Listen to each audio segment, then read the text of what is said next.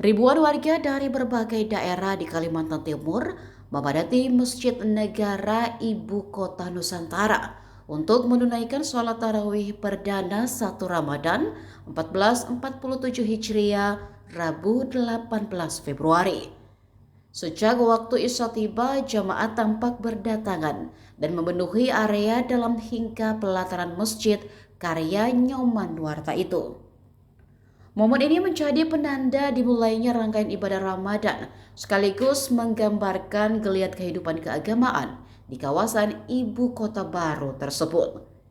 Tarawih perdana juga diisi dengan tausiah yang mengajak umat Islam menyambut bulan suci dengan niat tulus dan hati yang bersih.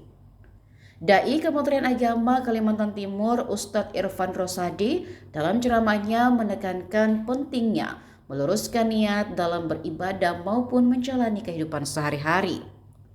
Tarawih perdana ini bukan sekedar ibadah rutin tahunan.